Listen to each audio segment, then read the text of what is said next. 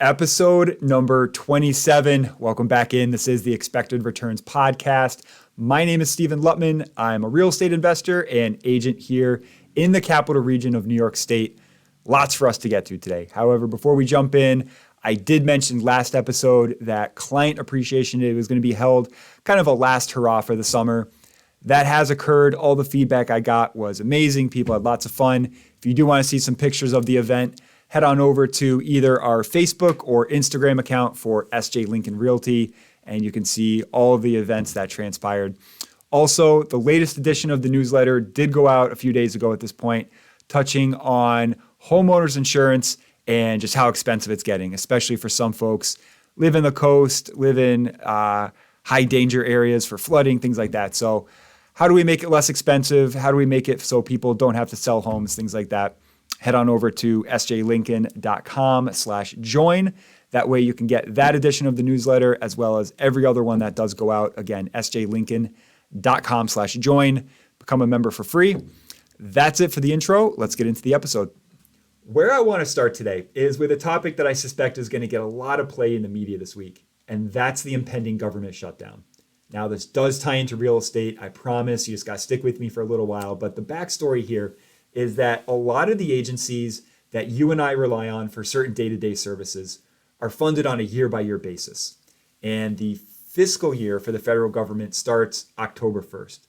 So all of the appropriation bills, and appropriation bills are what directs the Treasury to send money to each of the agencies, needs to make its way from the House of Representatives to the Senate and eventually the President's desk for signature no later than September 30th. By law, the Treasury cannot spend money without a law authorizing it to do so. So what does this mean? No money, government shutdown. What is it that's actually happening here? Well, the Republicans have a slim majority in the House of Representatives, and Democrats completely control the Senate. So even if you had all Republicans on board with a large omnibus bill, once it got to the Senate, it's essentially DOA. There's no way it's going to get through. It's turning out to be a little bit more difficult to get all the Republicans on the same page than maybe you would think. There's a small group of Republicans, I believe they go at the Freedom Caucus is what they go by, and they're generally referred to as kind of a far-right group. And one of their main sticking points is decreasing government spending. They want large cuts to government spending.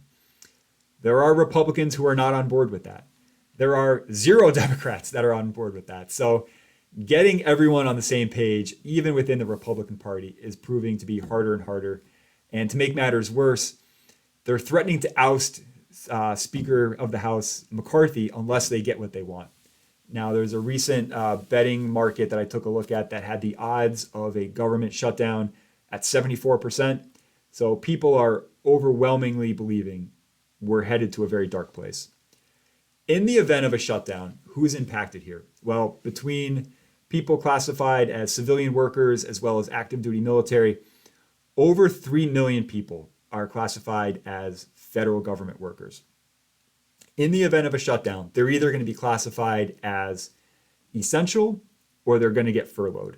Now, to be classified as essential, in the case of a federal government, you're going to fall into one of three buckets. You're either going to be in charge of protecting human life or property, you can be active duty military, or in some way involved in the constitutional process. That would be, in the event of a shutdown, over 3 million people not receiving a paycheck. Now, once everything were to be approved and back up and running, everyone that's been furloughed, as well as those who are continuing to show up to work, do receive back pay. So no one's not going to be receiving pay.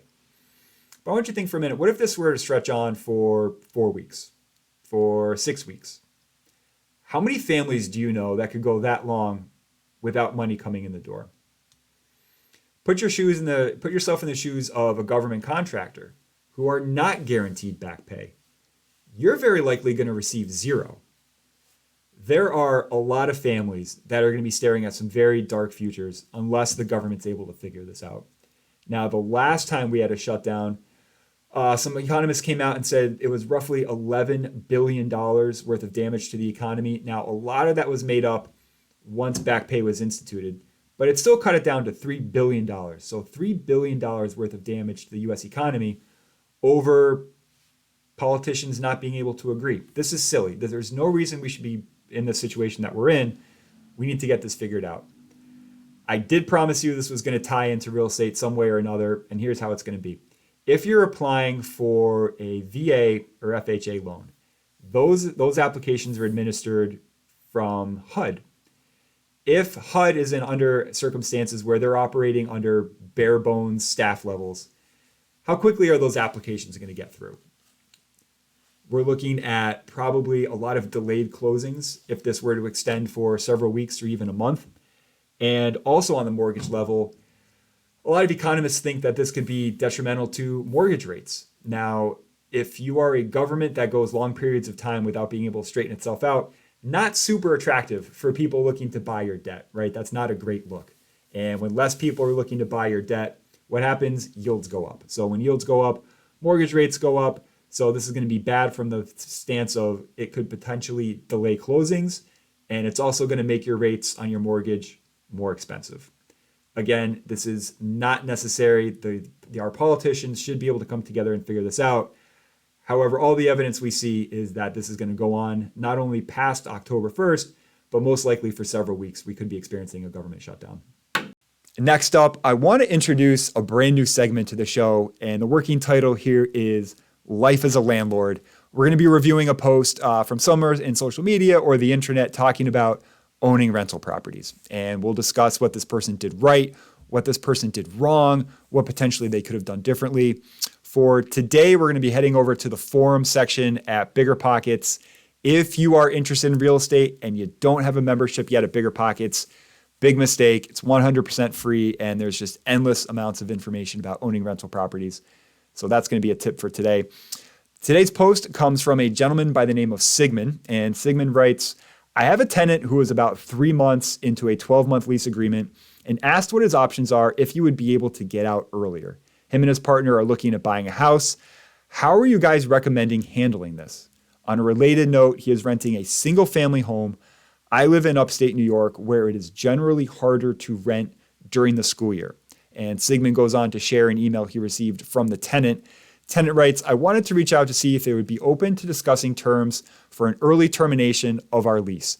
Basically, we are beginning the home buying process, and we were hoping we could come to a mutually agreeable terms for ending our lease early.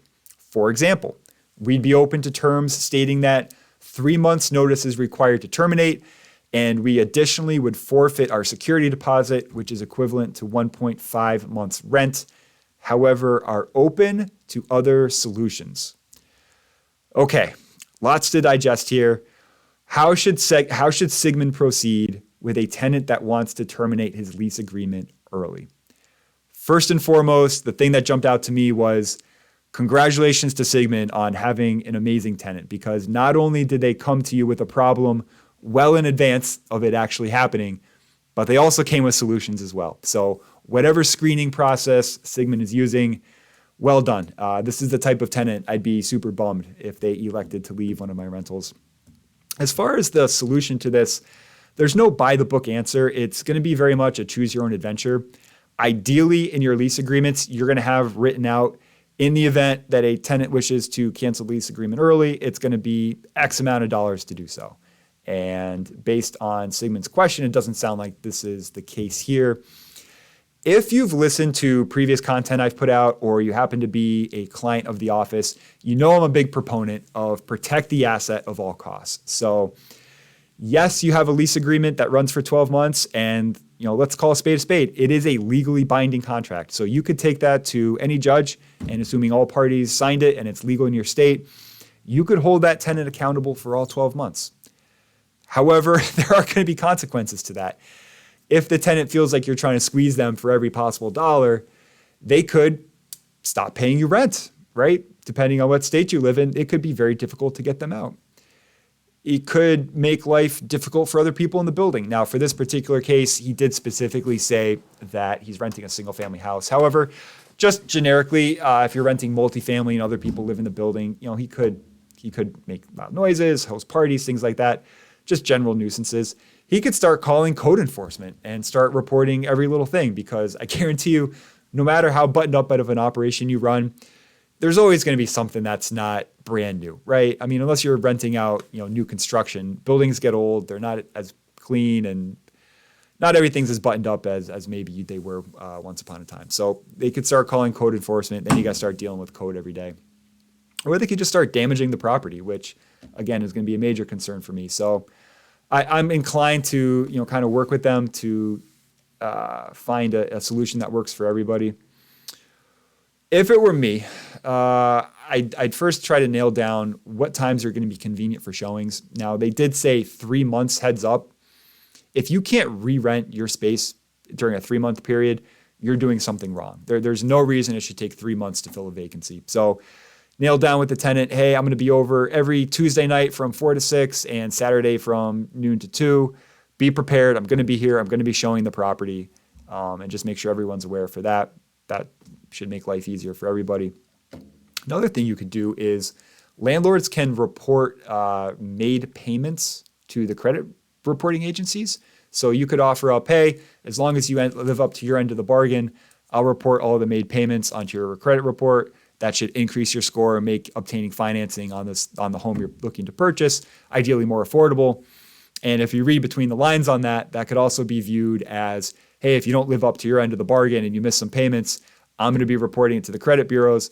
Good luck getting approved for a mortgage when they find out you've defaulted on rent payments. So whether that's, the carrot approach or the stick approach, that's another thing you could layer in to any type of agreement.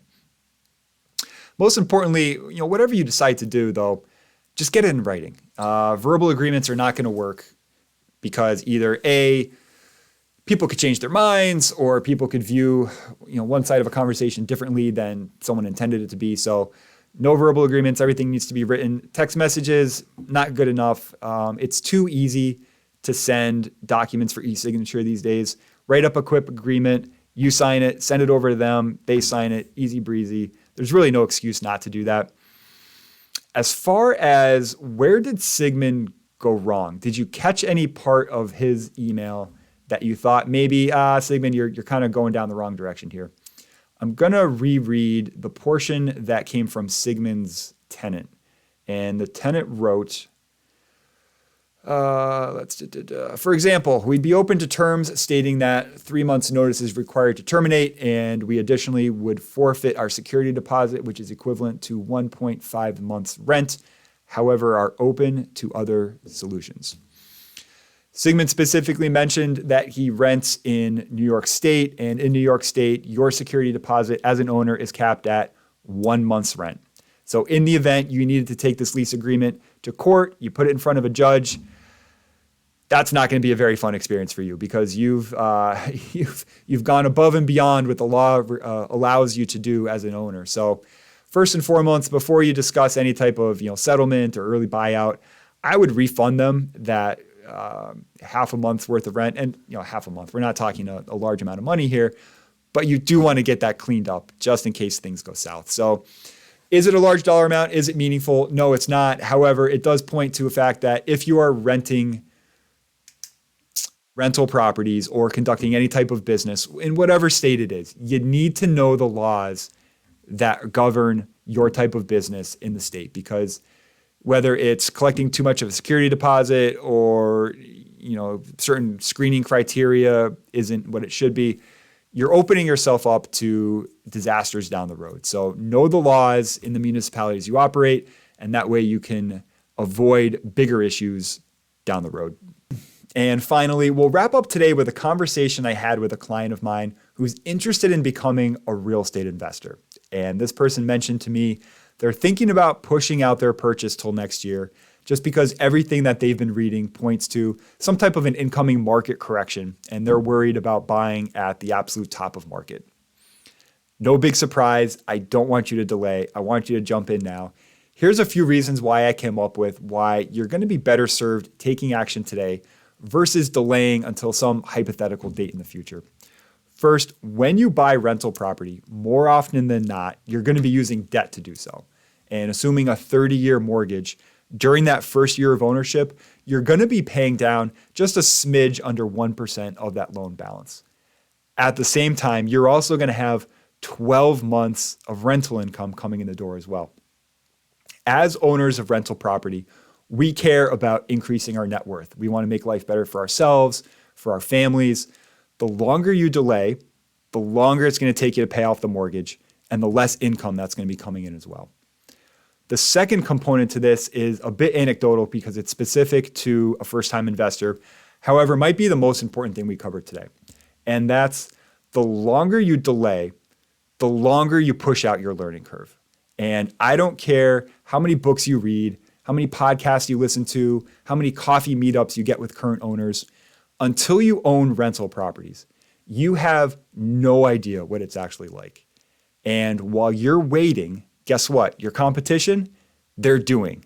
They're learning, they're getting better, and you're on the sidelines. And finally, what if you're wrong?